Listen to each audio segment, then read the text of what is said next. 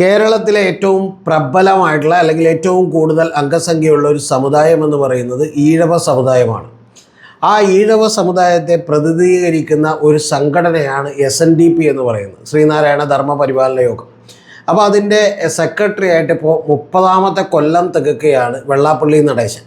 അപ്പോൾ ഇതിനു മുമ്പ് ഇരുന്ന കുമാരനാശാനെ പോലെയുള്ള പല സെക്രട്ടറിമാർക്കൊന്നും ഇത്രയും കാലം ഇരിക്കാൻ കഴിഞ്ഞിട്ടില്ല. അപ്പോൾ അത് 30 കൊല്ലം തികക്കുകയാണ്.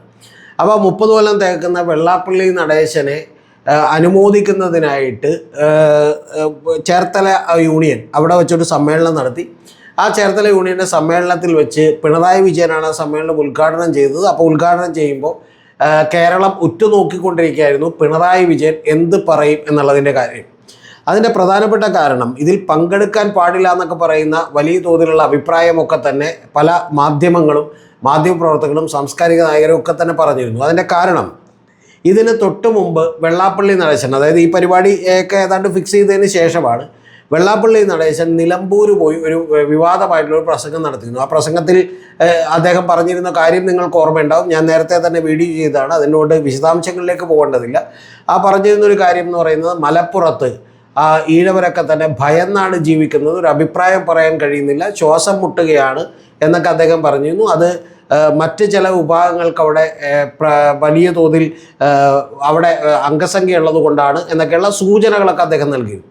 അതിനുശേഷം അദ്ദേഹം ഒരു വിശദീകരണം കൊടുത്തു. ഞാൻ ഉദ്ദേശിച്ചത് മുസ്ലിം എന്ന് പറയുന്ന സമുദായത്തെ ഒരുമിച്ചല്ല, എനിക്കങ്ങനെ തരത്തിലുള്ള ഇസ്ലാമോഫോബിയ ഒന്നുമില്ല, പക്ഷേ ഞാൻ ഉദ്ദേശിച്ചത് മുസ്ലിം ലീഗ് എന്ന് പറയുന്ന പാർട്ടിയാണ് എന്നാണ് അദ്ദേഹം പറഞ്ഞത്. അതിൻ്റെ കാരണം അദ്ദേഹം പിന്നീട് പറഞ്ഞത് പലപ്പോഴും SNDP യോഗം ചില സ്ഥാപനങ്ങളൊക്കെ തുടങ്ങാം എന്ന് പറഞ്ഞ് അവിടെ സമീപിച്ചപ്പോൾ അതിന് വേണ്ടത്ര പ്രോത്സാഹനം കിട്ടിയില്ല, അല്ലെങ്കിൽ അത്തരത്തിലുള്ള ഒരു താല്പര്യം അവിടെ നിന്ന് കാണിക്കപ്പെട്ടില്ല എന്നുള്ളതാണ് പറഞ്ഞത്.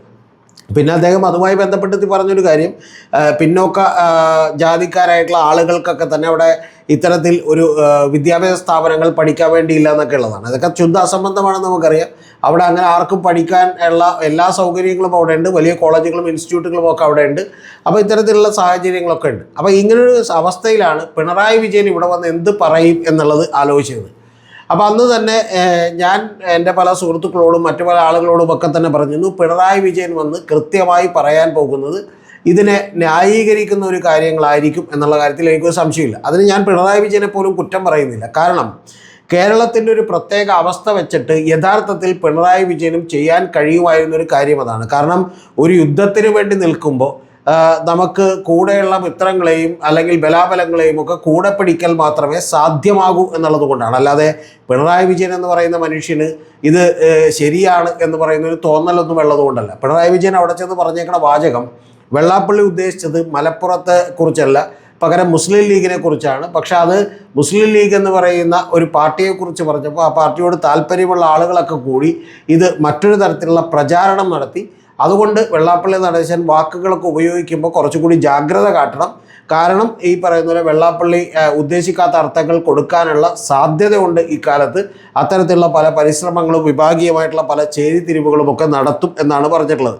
പിന്നെ അതുകൂടാതെ അദ്ദേഹം വെള്ളാപ്പള്ളി നടേശന് വലിയ തോതിൽ ഒരു സർട്ടിഫിക്കറ്റ് കൊടുത്തു. വെള്ളാപ്പള്ളി പറഞ്ഞത് യാഥാർത്ഥ്യം, പറഞ്ഞത് ഒരു പാർട്ടിക്കെതിരായി, പക്ഷേ എതിർക്കാൻ രംഗത്ത് വന്നത് ആ പാർട്ടിയെ സംരക്ഷിക്കാൻ താല്പര്യമുള്ളവർ എന്നുള്ളതാണ്. പിന്നെ അദ്ദേഹം പറഞ്ഞത് എന്തിനേയും വക്രീകരിക്കുന്നത് നാടിൻ്റെ കുഴപ്പം, വെള്ളാപ്പള്ളി എല്ലാ കാലത്തും മതനിരപേക്ഷത ഉയർത്തിപ്പിടിച്ചയാൾ എന്നാണ് പറഞ്ഞത്. അത് ഇത്തിരി കടന്നുപോയി എന്നാണ് എനിക്ക് പറയാനുള്ളത്. ഇതിൻ്റെ പ്രധാനപ്പെട്ട കാര്യമെന്ന് പറയുന്നത് പിണറായി വിജയൻ ഇത് ചെയ്യാതെ വേറെ വഴിയൊന്നുമില്ല. കാരണം ഈഴവ വോട്ട് ബാങ്കിൽ നിന്ന് വലിയ തോതിലുള്ള വിള്ളലാണ് കഴിഞ്ഞ ലോക്സഭാ തെരഞ്ഞെടുപ്പിൽ ഉണ്ടായത്. അതിൽ തന്നെ നമുക്കറിയാം 8% വോട്ടുകൾ ആലപ്പുഴയിൽ ആരിഫിന് കുറഞ്ഞപ്പോൾ ആ തൊട്ടപ്പുറത്ത് ഇതേ കുറഞ്ഞ ഈഴ വോട്ടുകളാ കിട്ടാതെ പോയത് മുഴുവൻ ഈഴ വോട്ടുകളായിരുന്നു. ആ ഈഴ വോട്ടുകളിൽ ബഹുഭൂരിപക്ഷവും കിട്ടിയത് ആർക്കാണെന്ന് ചോദിച്ചാൽ അത് ശോഭാ സുരേന്ദ്രൻ എന്ന് പറയുന്ന BJPയുടെ കാൻഡിഡേറ്റിനാണ് കിട്ടിയത്. ഇതേപോലെ തന്നെ ഒരു കണക്കാണ് ആറ്റിങ്ങലിലുമൊക്കെ ഉള്ളത്. അപ്പോൾ അതുകൊണ്ട് തന്നെ ഇത്തരത്തിൽ ഒരു 42% വരുന്ന ഈഴവ വോട്ട് ബാങ്കിൽ വലിയ തോതിൽ വിള്ളലുണ്ടായെന്നും ആ വിള്ളലുണ്ടായതുകൊണ്ട് അത് BJPയിലേക്ക് പോയി എന്നും കൃത്യമായി അറിയാവുന്ന ഒരാളാണ് പിണറായി വിജയൻ. അപ്പോൾ അതുകൊണ്ട് അത് പിടിച്ചു നിർത്താൻ ഒരു കാര്യമെന്ന് പറയുന്നത് ഇപ്പോൾ വെള്ളാപ്പള്ളി നടേശൻ പറഞ്ഞതുകൊണ്ട് ഇടവരെല്ലാവരും ഒട്ടിക്കൊന്നൊന്നും ഞാൻ വിചാരിക്കുന്നില്ല. പക്ഷേ എങ്കിലും ഒരു ചെറിയ ശതമാനത്തെങ്കിലും വെള്ളാപ്പള്ളിക്ക് സ്വാധീനിക്കാൻ പറ്റുമെന്നും അപ്പോൾ അങ്ങനെ പറ്റുന്ന വോട്ടുകൾ തന്നെ പോകാതിരിക്കണമെന്നും ഒക്കെ കൃത്യമായ അജണ്ടയുടെ പുറത്താണ് 2026 തെരഞ്ഞെടുപ്പ് അജണ്ടയുമായിട്ടാണ് പിണറായി വിജയൻ മുന്നോട്ട് നീങ്ങുന്നത്. അതുകൊണ്ട് തീർച്ചയായിട്ടും അദ്ദേഹത്തിന് ഈ നിലപാടെടുക്കലേ സാധ്യമാകും. ഇതാണ് ഒരു കാര്യം. ഇനി രണ്ടാമത്തെ കാര്യമെന്ന് പറയുന്നത് KPMS എന്ന് പറയുന്ന പുന്നല ശ്രീകുമാറിൻ്റെയൊക്കെ സംഘടന, നമുക്കറിയാലോ KPMS എന്ന് പറഞ്ഞാൽ കേരള പുലയ മഹാസഭ, അത്തരത്തിലുള്ള സംഘടനയുടെ സംസ്ഥാന സമ്മേളനത്തിലും അദ്ദേഹം പങ്കെടുത്തു. ആ പങ്കെടുത്തപ്പോൾ പുന്നല ശ്രീകുമാർ ഉയർത്തിയിട്ടുള്ള ചില വിമർശനങ്ങളുണ്ട്. അദ്ദേഹം പറഞ്ഞത് കേരളം നവോത്ഥാന കേരളമല്ല, പകരം ആഭിചാര കൊലകൾ നടക്കുന്ന, അന്ധവിശ്വാസ കൊലകൾ നടക്കുന്ന ഒരു കേരളമാണ്, നമ്മൾ പുറകോട്ട് നടക്കുകയാണ്, ഡ്രഗ്സ് കൂടുതലാണ് എന്നൊക്കെ പറഞ്ഞിരുന്നു. പക്ഷെ അപ്പോൾ പിണറായി വിജയൻ വളരെ വ്യക്തമായിട്ടൊരു മറുപടി നൽകി. ഈ കാലത്ത് നമ്മൾ ഏതിനെയാണ് ഏറ്റവും കൂടുതൽ ഭയക്കേണ്ടത്, ആരെയാണ് എതിർക്കേണ്ടത് എന്നുള്ളതിനെക്കുറിച്ചൊക്കെ കൃത്യമായ ബോധം വേണമെന്ന് പറഞ്ഞു. യഥാർത്ഥത്തിൽ അത്തരത്തിലുള്ളൊരു ബോധമുള്ളത് കൊണ്ട്, കൃത്യമായ ആരെയാണ് എതിർക്കേണ്ടത് എന്നുള്ളത് കൊണ്ട് വളരെ ഈ പറയുന്ന അടുത്ത് നിൽക്കുന്ന ആളുകളെയൊക്കെ ഇത് കൂടെ തന്നെ പിടിച്ചു നിർത്തിയേ പറ്റൂ എന്നറിയാവുന്നതുകൊണ്ടാണ് പിണറായി വിജയൻ കൃത്യമായിട്ട് അത്തരത്തിലുള്ളൊരു പ്രസ്താവന നടത്തിയത്. അല്ലാതെ പിണറായി വിജയൻ ഇതൊന്നും അറിയാൻ പാടില്ലാത്ത ഒരു ആളല്ല പിണറായി വിജയൻ. അത് മനസ്സിലാക്കാൻ വേണ്ടി മാത്രം ഞാൻ 2 ഉദാഹരണങ്ങൾ നിങ്ങളോട് ചൂണ്ടിക്കാണിക്കാം. അത് മറ്റാരും പറയാത്തത് കൊണ്ടാണ് ഞാൻ ഈ വീഡിയോ തന്നെ എടുത്തത്. അത് ഒന്ന്, വെള്ളാപ്പള്ളിയുടെ ഏറ്റവും ആദ്യത്തെ ഏറ്റവും വികലമായൊരു പ്രസ്താവന എന്ന് പറയുന്നത്, നൗഷാദ് എന്ന് പറയുന്ന ഒരാൾക്ക് കേരള സ്റ്റേറ്റ് ഗവൺമെൻറ് ഒരു 10 ലക്ഷം രൂപ കൊടുക്കാനാണ് തീരുമാനിച്ചിരുന്നതെന്നാണ് എൻ്റെ ഓർമ്മ. അങ്ങനെ തീരുമാനിച്ചു. ആ തീരുമാനിച്ചതിൻ്റെ പിന്നിലുള്ള കാര്യം എന്ന് പറയുന്നത്, നൗഷാദ് മുസ്ലിം ആയതുകൊണ്ടല്ല, വളരെ മനുഷ്യസ്നേഹി ആയിട്ടുള്ള ഒരാളാണ്. അദ്ദേഹത്തിന് 25 ലക്ഷം കൊടുത്താലും തെറ്റില്ല എന്നുള്ള അഭിപ്രായക്കാരാണ്. കാരണം ഒരു മറ്റ് സംസ്ഥാനത്തെ ഒരു തൊഴിലാളി ഒരു മാൻഹോളിലേക്ക് വീണ് മരിക്കാൻ പോയപ്പോൾ ഈ നൗഷാദ് എന്ന് പറയുന്ന മനുഷ്യൻ, നല്ല മനുഷ്യസ്നേഹിയായ, സ്വന്തം ജീവൻ പണയം വെച്ചുകൊണ്ട് ആ ആളെ രക്ഷിക്കാൻ വേണ്ടി ശ്രമിച്ചതാണ്. പക്ഷേ ആ ശ്രമത്തിൽ നൗഷാദ് മരണപ്പെട്ടു. ആ നൗഷാദിന് പണം കൊടുത്തതിനെക്കുറിച്ച് വെള്ളാപ്പള്ളി ഒരു പ്രസ്താവന നടത്തി.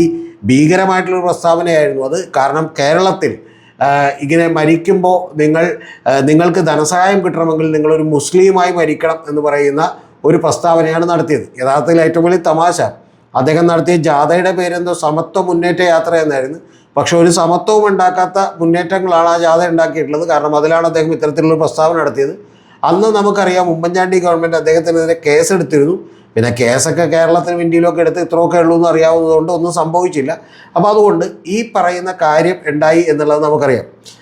അത് 2015 ഈ പിണറായി വിജയൻ ഒരു പ്രസ്താവന നടത്തുന്നുണ്ട് അതിനെക്കുറിച്ച്. അത് നവംബർ 29, 2015 അദ്ദേഹം പറയുന്ന പ്രസ്താവന ഇതാണ്: നൗഷാദിനെക്കുറിച്ച് നടത്തിയ അധിക്ഷേപം മനുഷ്യത്വമില്ലായ്മയും വെളിവില്ലായ്മയുമാണ്. കേരളത്തിലെ തൊഗാടിയാകാൻ നോക്കുന്ന വെള്ളാപ്പള്ളി വർഗീയ വിഷം വമിപ്പിക്കുകയാണ് എന്നാണ് അദ്ദേഹം പറഞ്ഞേക്കുന്നത്. ഒന്ന് ആലോചിച്ച് നോക്കണം നിങ്ങൾ. 2015 നവംബർ 29. അപ്പോൾ കൃത്യമായി പിണറായി വിജയന് കാര്യം അറിയാം. പക്ഷേ ഇപ്പോഴുള്ള ചില സാഹചര്യങ്ങൾ കൊണ്ട് അദ്ദേഹത്തിൻ്റെ സ്ഥാനത്ത് ഞാനായിരുന്നെങ്കിലും അത്തരത്തിലുള്ളൊരു നിലപാടെടുക്കൽ സാധ്യമല്ല. കാരണം ഒരു വലിയ പ്രശ്നം അല്ലെങ്കിൽ വലിയൊരു ഫൈറ്റ് നമ്മൾ വേറെ ആരെങ്കിലുമായിട്ട് ചെയ്യുമ്പോൾ അതിനിടയ്ക്ക് ചെറിയ യുദ്ധങ്ങൾക്ക് പോകാനായിട്ട് സമയം കിട്ടില്ല എന്നുള്ളത് യാഥാർത്ഥ്യമാണ്. ഇനി അടുത്തത് ഒക്ടോബർ 5, 2015. അത് കഴിഞ്ഞ് നവംബർ കഴിഞ്ഞ് ഒക്ടോബർ 5 ആകുമ്പോഴേക്കും പിണറായി നടത്തുന്ന മറ്റൊരു പ്രസ്താവനയുണ്ട്. ആ പ്രസ്താവന RSSന് നാവു കടമെടുത്ത് വെള്ളാപ്പള്ളി നടേശൻ VSനെയും മറ്റു നേതാക്കളെയും അവഹേളിക്കുന്നത് അവസാനിപ്പിക്കണം. RSS ബന്ധം അദ്ദേഹത്തിൻ്റെ അഹംഭാവം എത്രമാത്രം ഹീനമായ തലത്തിൽ എത്തിക്കുന്നു എന്നാണ് മുതിർന്ന നേതാക്കളെ തുടർച്ചയായി അവഹേളിക്കുന്നതിലൂടെ കാണാനാകുന്നത് എന്നാണ് പറഞ്ഞേക്കുന്നത്. അപ്പോൾ ഇത്തരത്തിൽ പിണറായി വിജയൻ മാറിയതിൻ്റെ പിന്നിൽ 2 കാരണങ്ങളുണ്ട് എന്നാണ് ഞാൻ വിചാരിക്കുന്നത്. ഒന്ന്, രാഷ്ട്രീയമായ അല്ലെങ്കിൽ ഒരു തെരഞ്ഞെടുപ്പ് ജയത്ത് വളരെ പ്രധാനപ്പെട്ട ഒന്നായി മാറുന്നത് കൊണ്ട് അതിന് ഇത്തരം കാര്യങ്ങളോട് സമരസപ്പെടലേ നിവൃത്തിയുള്ളൂ എന്നുള്ളത് കൊണ്ട് അദ്ദേഹം മാറിയിരിക്കാം എന്നുള്ളതാണ് ഞാൻ ചിന്തിക്കുന്നത്. ഇനി രണ്ടാമത്തെ കാര്യം എന്ന് പറയുന്നത്, ഈ രാഷ്ട്രീയത്തെക്കാളൊക്കെ വലുതാണ് വലിയ തോതിലുള്ള ഭൗതിക സുഖങ്ങളും ഭൗതികമായ സ്വത്ത് സമ്പാദനവും എന്നൊക്കെ അറിയാവുന്നത് കൊണ്ട് തന്നെ ഇത്തരത്തിലുള്ള ചങ്ങാത്തങ്ങളാണ് കൂടുതൽ നല്ലത് എന്നുള്ള അർത്ഥത്തിലും മാറിയതായിരിക്കാം എന്നാണ് ഞാൻ വിചാരിക്കുന്നത്. അതുകൊണ്ട് ഏത് തരത്തിലുള്ള മാറ്റമാണെങ്കിലും 2015 മുതൽ 2024 വരുമ്പോൾ 25 വരുമ്പോൾ 10 കൊല്ലം കൊണ്ട് പിണറായി വിജയൻ എന്ന് പറയുന്ന പാർട്ടി സെക്രട്ടറിയിൽ നിന്നും പിണറായി വിജയൻ എന്ന് പറയുന്ന മുഖ്യമന്ത്രിയിലേക്കുള്ള മാറ്റം ഉണ്ടായിരിക്കുന്നു എന്നുള്ളതാണ് വാസ്തവം. അല്ലെങ്കിൽ അതിന് നിർബന്ധിക്കപ്പെടുന്ന ലെവലിലേക്ക് കേരളീയ സമൂഹത്തിൻ്റെ ചിന്തകളുമൊക്കെ മാറിയിരിക്കുന്നു. നമ്മൾ വിഭജിക്കപ്പെട്ടിരിക്കുന്നു. ആ വിഭജിക്കപ്പെടുന്ന കാലത്ത് ഇത്തരത്തിലുള്ള തന്ത്രപരമായ തീരുമാനങ്ങൾ എടുത്തേ പറ്റൂ എന്ന് ഓരോ രാഷ്ട്രീയക്കാരുടെയും നിർബന്ധിക്കുന്ന സാഹചര്യം ഉണ്ടായിക്കൊണ്ടിരിക്കുന്നു എന്നുള്ളതാണ് വാസ്തവം. ഒന്ന്. ഇനി ഒരു ചെറിയ കാര്യം കൂടി പറഞ്ഞുകൊണ്ട് അവസാനിപ്പിക്കാം. മുസ്ലിം ലീഗിനെതിരെ അതുപോലെ തന്നെ മലപ്പുറത്തുള്ള ചില കള്ളക്കടത്ത് കാര്യങ്ങൾക്കെതിരെയൊക്കെ തന്നെ പിണറായി വിജയനടക്കം ചില പ്രസ്താവനകളിലൂടെ ചില സൂചനകൾ നമുക്ക് നൽകിയിട്ടുണ്ട് എന്നുള്ളത് വാസ്തവമാണ്. അതിൻ്റെ പിന്നിലുമുള്ള ടാക്ടിക്സ് എന്ന് പറയുന്ന ഒരു വോട്ട് ബാങ്ക് പൊളിറ്റിക്സ് ആണ്. അല്ലാതെ പിണറായി വിജയൻ എന്ന് പറയുന്ന യഥാർത്ഥത്തിലുള്ള മനുഷ്യന് ഇതൊന്നും അറിയാൻ വയ്യാത്തത് കൊണ്ടല്ല എന്നുള്ളതാണ് യാഥാർത്ഥ്യം.